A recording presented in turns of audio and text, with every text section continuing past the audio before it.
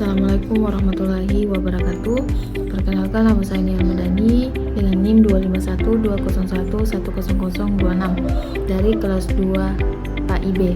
Nah, pada kesempatan ini saya akan mempresentasikan materi tentang sejarah peradaban Islam pada masa dinasti Umayyah, yaitu dinasti Islam pertama yang berkuasa dari tahun 661 hingga 750 Masehi.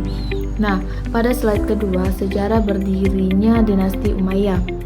Dinasti Umayyah tidak berdiri begitu saja, ada proses panjang di baliknya. Nah, awalnya Bani Umayyah adalah kabilah terpandang dari suku Quraisy di Mekah. Sebelum Islam, mereka dikenal sebagai penguasa perdagangan. Tokoh paling terkenal adalah Abu Sufyan bin Harb yang dulunya penentang keras Islam, namun akhirnya masuk Islam saat Fatu Makkah tahun 630 Masehi.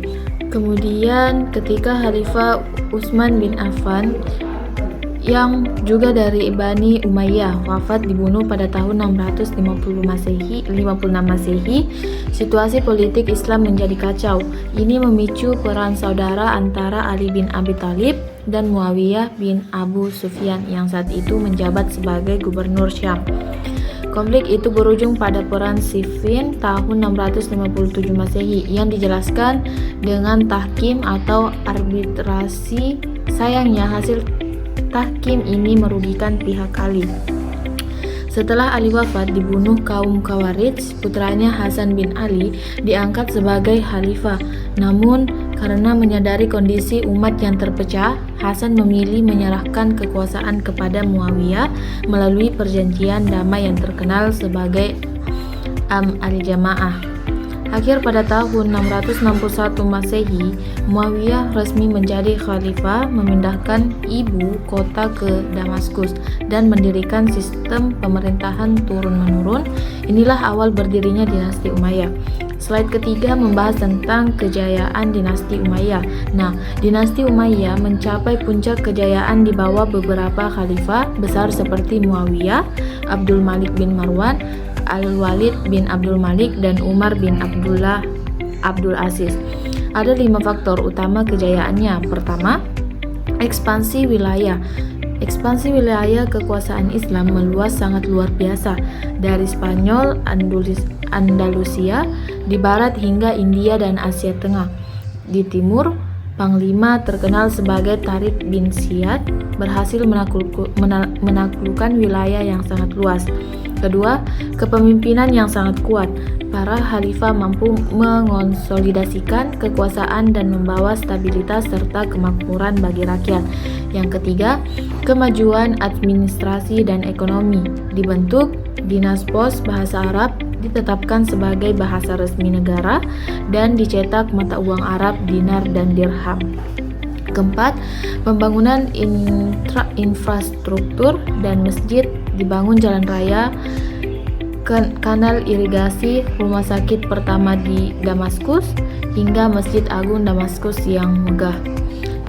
Dan yang terakhir, dukungan terhadap ilmu pengetahuan. Damaskus menjadi pusat peradaban, karya-karya ilmu dari Yunani, Persia, dan India diterjemahkan ke bahasa Arab. Dan slide keempat, kemunduran dinasti Umayyah. Sayangnya kejayaan ini tidak bertahan selamanya. Ada 2 faktor besar yang menyebabkan kemundurannya. Yang pertama, faktor internal, yang dimana konflik berkepanjangan di dalam tubuh pemerintahan, termasuk strategi Karkabala yang menyimpan dendam politik mendalam. Yang kedua, gaya hidup mewah dari hedonis para khalifah. Setelah Umar bin Abdul Aziz lebih suka bersenang-senang daripada mengurus rakyatnya. Yang ketiga, lemahnya kepemimpinan setelah wafatnya Hisham bin Abdul Malik. Dan yang terakhir, merebaknya korupsi di kalangan pejabat dan panglima. Dan adapun faktor eksternal, gerakan oposisi dari Bani Hashim yang bersekutu dengan golongan Mawali, Kawari, dan Syiah. Yang kedua, pemberontakan besar dipimpin Abu Muslim Al-Khurasani atas nama Bani Abbasiyah. Yang terakhir, Puncaknya pada tahun 750 Masehi terjadi pertempuran Sungai Syaf. Pasukan Khalifah Marwan bin Muhammad dikalahkan. Marwan tewas dikejar hingga Mesir dan dinasti Umayyah di timur pun berakhir. Slide kelima membahas tentang bidang administrasi dan pemerintahan. Inilah warisan terbesar dinasti Umayyah. Mereka mengubah sistem kekhalifahan dari model religius komunal menjadi sebuah imperium birokratis yang terstruktur. Arabisasi administrasi. Sebelumnya wilayah taklukan menggunakan bahasa setempat. Yunani di Syam, Pahlavi di Persia, Koptik di Mesir. Khalifah Abdul Malik bin Marwan memerintahkan semua administrasi dan keuangan beralih ke bahasa Arab, sehingga bahasa Arab menjadi lingua franca kekhalifahan. Lembaga Diwan dibentuk berbagai lembaga negara, antara lain Diwan Al-Kharaj untuk urusan pajak dan keuangan, Diwan Al-Jun untuk pencatatan tentara, Diwan Al-Rasyail untuk korespondensi negara, Diwan Al-Barid untuk pos dan intelijen, dan yang terakhir Diwan Al-Hatam untuk sekretariat dan cap resmi khalifah. Mata uang Islam. Abdul Malik bin Marwan memperkenalkan dinar dari emas dan dirham dari perak dengan kalimat tauhid tanpa gambar raja atau kaisar. Ini menjadi standar mata uang di dunia Islam selama berabad-abad. Slide ke-6 membahas tentang bidang arsitektur. Dinasti Umayyah juga meninggalkan warisan arsitektur yang luar biasa, seperti Qutbah Syakra, Dome of the Rock, dibangun oleh Abdul Malik bin Marwan di Yerusalem tahun 691 Masehi. Ini adalah monumen arsitektur Islam pertama yang masih berdiri utuh hingga sekarang, berbentuk segi delapan dengan kubah emas dihiasi dengan mosaik dan kaligrafi yang indah. Yang kedua, Masjid Agung Damaskus dibangun Al-Walid bin Abdul Malik pada tahun 706 sampai 715 Masehi di atas bekas gereja Si Yohanes. Masjid memiliki halaman luas, arkade dan minaret segi empat pertama dalam sejarah Islam, menjadi model bagi masjid besar di seluruh dunia. Yang ketiga, Istana Padang Pasir seperti Dash Al-Hair dan Qusair Amrah berfungsi sebagai tempat peristirahatan sekaligus pusat pertanian dari kontrol atas suku-suku Badui. Yang terakhir, infrastruktur, perbaikan jalan kuno Romawi, pembangunan kanal irigasi di Irak dan Syam, serta pendirian rumah sakit pertama di Damaskus. Slide ke-7 membahas tentang bidang ilmu pengetahuan. Di bidang ilmu pengetahuan, dinasti Umayyah lebih fokus pada kodifikasi ilmu-ilmu dasar keagamaan. Yang pertama, tentang harakat Al-Quran. Untuk pertama kalinya, Al-Quran diberi tanda baca atau harakat dan titik jam untuk membedakan huruf. Ini penting karena semakin banyak non-Arab yang masuk Islam dan rawan salah baca. Hajjaj bin Yusuf At-Syashkat berperan besar dalam proses ini. Yang kedua, ilmu nahwu. Abu Al-Aswad Al-Du'ali menyusun kaidah tata bahasa Arab, memperkenalkan konsep Arab dan tanda bunyi seperti fathah, kasrah, dan dhammah. Inilah fondasi ilmu nahwu yang dipakai hingga sekarang. Yang ketiga, penulisan sejarah. Tokoh seperti Urwah bin Zubair dan Ibnu Syihab Asy-Syuhri mulai mengumpulkan hadis dan laporan sejarah secara sistematis. Cikal bakal historiografi Islam. Dan yang keempat, kedokteran. Naskah-naskah Yunani diterjemahkan ke bahasa Arab. Dan rumah sakit pertama didirikan di Damaskus. Yang terakhir, geografi. ekspansi militer membawa pengetahuan luas tentang India, Asia Tengah, dan Afrika Utara dan Spanyol.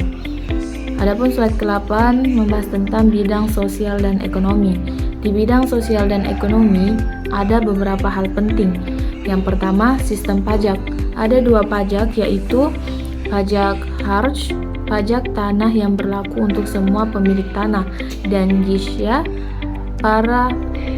pajak bagi non-muslim laki-laki dewasa yang mendapat perlindungan negara. Pada masa Umar bin Abdul Aziz, jizya untuk golongan mawali dihapuskan. Yang kedua, perdagangan internasional. Jaringan perdagangan Islam sangat luas, menghubungkan Spanyol dengan emas dan wol, Afrika dengan garam, Mesir dengan gandum, India dengan rempah dan tekstil, hingga Cina dengan perselen dan sutra koin. Dinar dan dirham menjadi alat tukar yang stabil dan dihormati di seluruh dunia. Yang terakhir, status mawali. Mawali adalah muslim non-Arab. Secara umum mereka ditempatkan di bawah muslim Arab, tidak bisa memegang jabatan tinggi, dan tidak mendapat gaji penuh dari militer. Ketidakadilan inilah yang akhirnya menjadi salah satu pemicu jatuhnya dinasti Umayyah. Slide ke-9 tentang bidang seni dan budaya. Di bidang seni dan budaya, dinasti Umayyah menghasilkan karya yang sangat berpengaruh. Yang pertama, kaligrafi Kufi. Gaya tulisan Kufi dinamai dari kota Kufah, dikembangkan dan dijadikan ornamen utama pada arsitektur masjid dan koin, menggantikan gambar figuratif yang dihindari dari seni Islam. Musik dan nyanyian. Istana Umayyah di Damaskus menjadi pusat berkembangnya musik Arab. Musisi ternama seperti Ibn Suraij, Ma'bad, dan Yunus Al-Khatib memopulerkan gaya musik baru yang dipengaruhi tradisi Persis dari Bizantium. Yang ketiga, ornamen mosaik. Perajin Bizantium menghasilkan mosaik-mosaik indah yang menggambarkan taman surga, sungai, dan bangunan, bukan makhluk hidup sesuai etika seni Islam. Bisa dilihat di Kubah, Shakra, dan Masjid Damaskus. Yang terakhir, Islam. Perpaduan gaya Roman Arab dan Perso Arab menghasilkan arsitektur khas kubah, arkade, minaret, dan ornamen geometrik yang menjadi identitas seni bangunan Islam di seluruh dunia. Adapun kesimpulan dari materi saya yaitu sebagai penutup, meskipun dinasti Umayyah hanya berkuasa selama 89 tahun dari 661 Masehi hingga 750 Masehi, warisan mereka sangat fundamental. Mereka telah meletakkan fondasi kokoh dalam 5 pilar utama: pemerintahan dan administrasi dengan sistem birokrasi Islam. Pertama, ilmu pengetahuan dengan kodifikasi bahasa Arab dan Al-Quran, ekonomi dan perdagangan dengan mata uang Islam yang stabil, arsitektur dan seni dengan kegunaan monumental, serta ekspansi dan kebudayaan yang membawa Islam dikenal luas oleh bangsa-bangsa ini atau bangsa-bangsa lain. Nah, dinasti Umayyah adalah jembatan peradaban yang menjadi fondasi bagi ledakan intelektual Islam pada masa Abbasiyah dan sesudahnya. Jadi itu saja dari saya. Sekian. Wassalamualaikum warahmatullahi wabarakatuh.